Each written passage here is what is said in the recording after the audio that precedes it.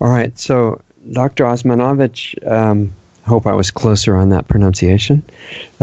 Thank you for staying around with us for a few minutes here. I wanted to introduce you to the group that we've got among our listeners who are really wanting to work with some of these ideas in their lives to make things better. And I wanted to give them just a few minutes from you. Really on two subjects. The first one is you mentioned pyramids in South America, and Doug, who's here with us, just recently went down there, and he had a couple of questions for your input on that. And then for the group, in addition to that, I wanted to mention things that they could start working on in their own lives. So, Doug, why don't you ask what you were going to ask first, and then we'll get to the second part. Okay. Well, thanks, Dr. Sam. I had to go. I had the privilege of going to Peru in June last year, so it's been nearly a year.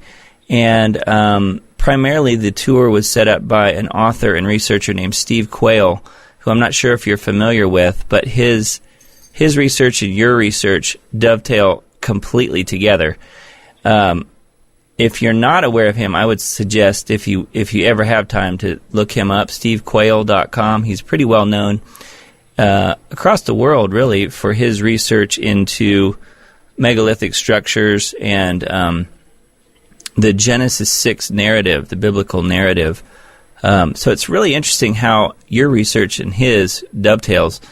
And anyway, we went down there, and I got to go to several places with the group, Machu Picchu and Ollantaytambo and Sacsayhuaman, and I was just interested to know what your thoughts are on any of those places.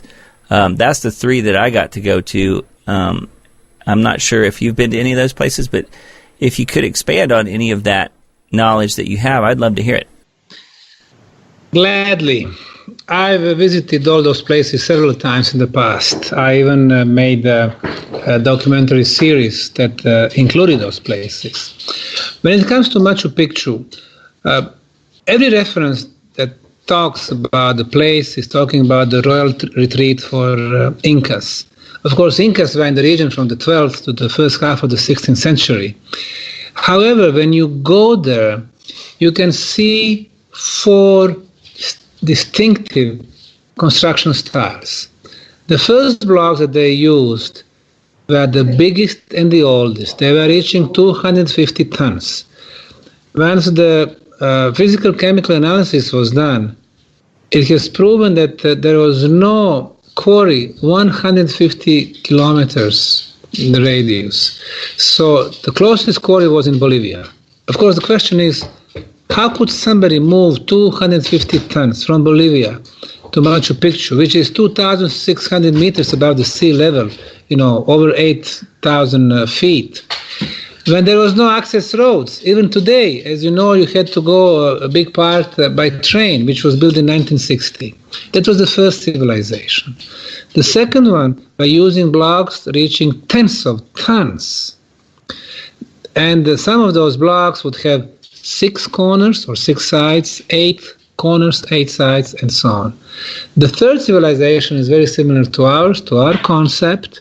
They were using smaller blocks, 2, 3, 500 kilos, or 1,000 pounds, and they were 4 corners, 4 sides. They also perfectly fit each other.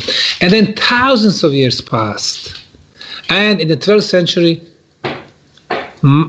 Incas rediscovered this lost city on the top of the mountain.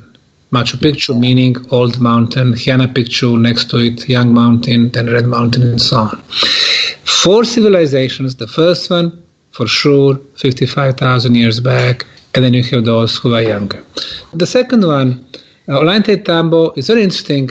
It looks like it did have fortification purposes. However, when you go to one place where the biggest blocks are located, there are 6 of them, 600 tons, again, moved more than 100 kilometers. 600 tons, and they also perfectly fit each other. That requires the answer. And the third one, Sacsayhuaman, of course, there are 4 rows of huge blocks about the city of Cusco, which is the capital of Inca's empire, which was also the biggest city for the pre-Inca civilizations. It's been damaged, several roads have been removed, but it seems that they had nothing to do with the fortification or habitation or some other purposes. It seems that they follow some underground energy lines, ley lines, and some other powerful lines.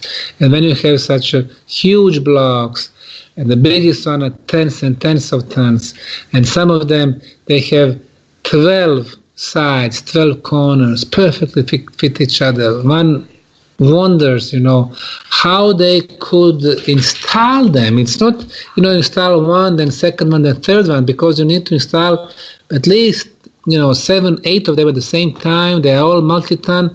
Today we would need to use, several cranes for that. I think all these questions do require the answers. And I would say, again, the main purpose had to be linked with the energies. Yeah, that makes total sense to me. And also, the walls at Sacsayhuaman are aligned celestially too, correct? With Pleiades and some of the other star systems? Interesting thing is that those megalithic structures, whether it be, the pyramid or, Stonehenge or, any other in Israel, in Sweden, in France, they had several levels. The first one, of course, engineering feat, how they could do it. But then astronomical. And almost all of them would follow the movement of the sun. Summer solstice, sunrise, sunset, winter solstice, spring equinox, fall equinox, and then movement of the moon, 4 phases of the moon. Once you have those two elements incorporated in your megalithic site, what does that mean? It means that you define the position of your planet in the solar system, because only our planet Earth, have, summer solstice, sunset at this end, or sunrise, or equinox, or because two most important cosmic bodies for us are sun and the moon.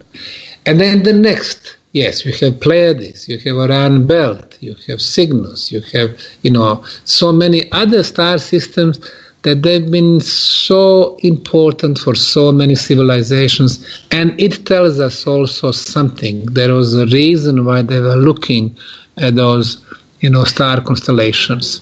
And then the next one, we have this energy aspect, communication aspect. And then the next one, you have healing aspect. Because once you measure the, electromagnetism, the ultrasound, the decibels, the, some other parameters, you find out a big difference when you are standing in the circle or if you are outside the circle. And it affects the, your energy body, So it's then, once you have a circle, it neutralizes bad energy from, let's say, underground waters, transforming to positive.